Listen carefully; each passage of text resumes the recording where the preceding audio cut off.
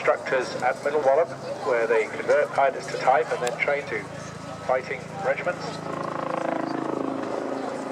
Goldie won prizes. A helicopter version of a half Cuban.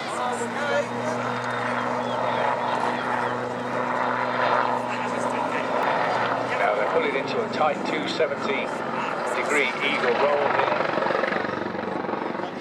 Repositioning maneuver for all helicoptering up to the Army Air Corps signature maneuver. You'll only see this a couple of times. It's the backflip.